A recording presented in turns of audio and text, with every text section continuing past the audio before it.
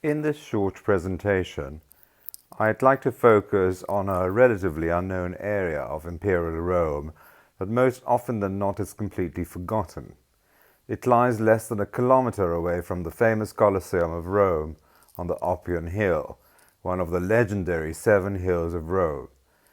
It is now a national park, a green space, mostly for local Romans to enjoy and walk their dogs, with hardly any tourists. But look closer, and dotted around the green space are ruins of foundations and dome-like structures, impressive fragments of buildings built in bricks, but also in an unmistakable material that had Renaissance artists and architects, including Michelangelo, baffled. That material was concrete, or as the Romans called it, opus cementium, literally a composition of cement. The ruins in the park belong to a huge ledger complex that were named after the emperor that commissioned them, Emperor Trajan. The Baths of Trajan were a massive terme, a bathing and leisure complex built around 104 AD and dedicated during the calends of July in 109. The calend was the first day of every month, from which we still use the word today for calendar.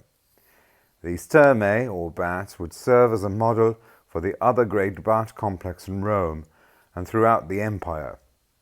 We believe the architect of the complex is said to be Apollodorus of Damascus, a very important name in Imperial Rome when it comes to building works. Apollodorus' name also crops up on another important building, rebuilt by Trajan and finished some 20 years later under his successor, Emperor Hadrian.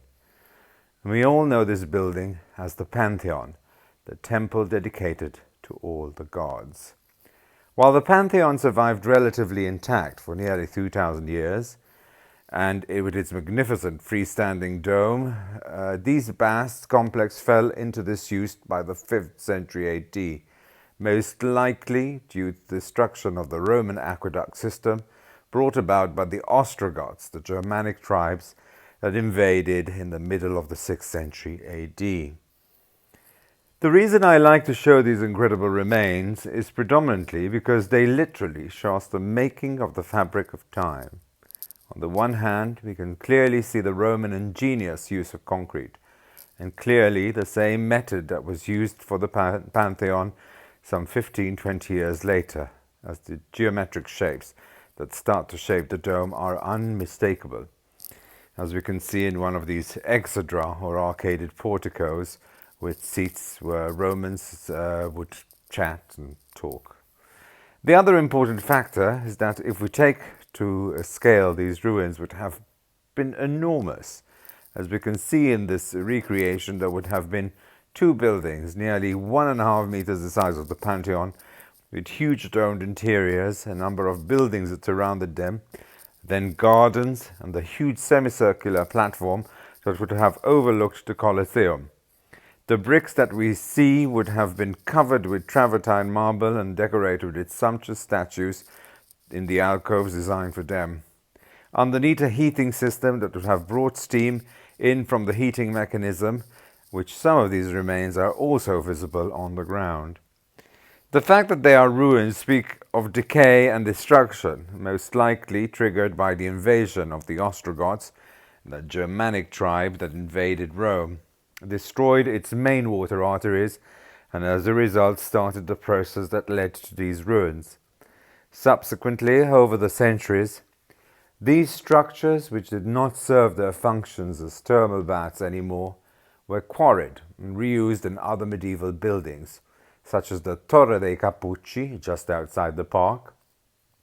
And it is also believed that most of the marble to build the mostly medieval but predominantly Baroque 17th century Santa Maria Maggiore, which is around 10 minutes away from the park. In conclusion, sites like these help us to understand better what ancient Rome was like. We can really marvel at techniques, perhaps more so than when we see better preserved buildings like the Pantheon, as it appears that it has somehow ridden the waves of time intact and morphed itself into a church that still serves the needs of today. Indeed, many of the students which I take to see places like the Pantheon are a bit dismayed that it's yet another church, while what they really wanted to see was the Roman equivalent. Ruins like the Bath of Trajan speak volumes about history, not in their magnificence, but in their timely cross-section of construction, techniques, methods, uses, and subsequently the demise that came about from outside forces like the Germanic tribes. Perhaps rather poetically, we can literally say, when the water tap was shut down, so were these bats.